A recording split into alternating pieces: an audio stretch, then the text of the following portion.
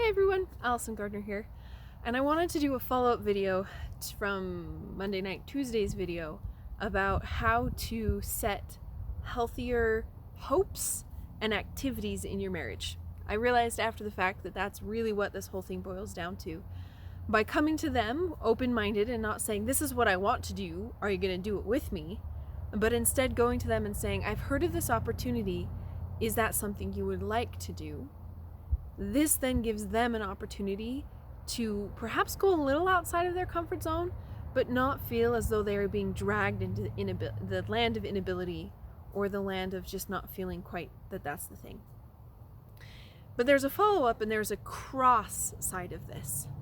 Because for a lot of time in my marriage, and a lot of time in trying to find that balance and do those things, I reached a point where I didn't even ask anymore. I didn't reach out and I didn't even try because I felt like it would be too much. I couldn't share what I wanted. I couldn't share what I was feeling. I couldn't be truly myself because I was afraid that that would stack too much on an already overwhelmed mind.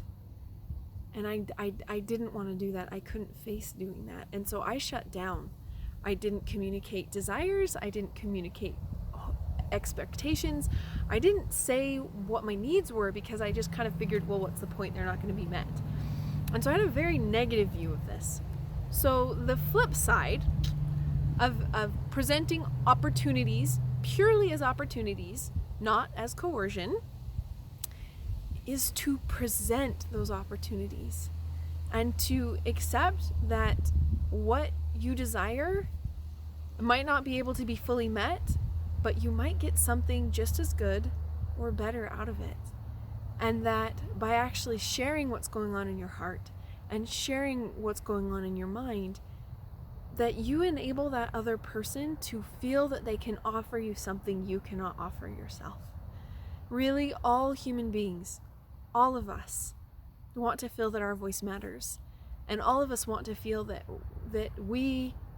what we feel and what we desire matters, and that we can meet the desires of other people, and that we can be there for them and be supportive of them and help them. And so I'm going to ask you guys to think about a time when you didn't have the guts to say it. What kept you from it?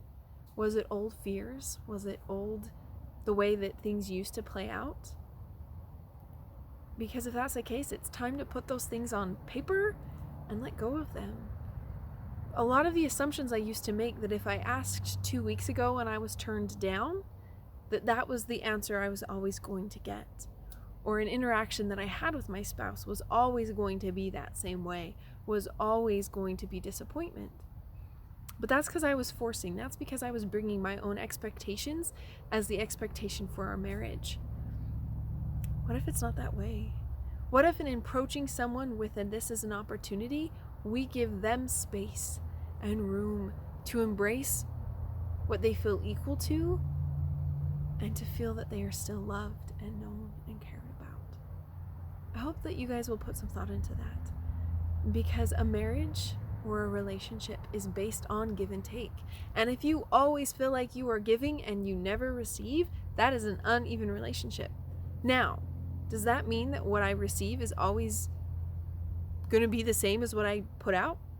Maybe not, but that's true of kids too. That's true of any relationship. We're all in highs and lows, and we're all over the place.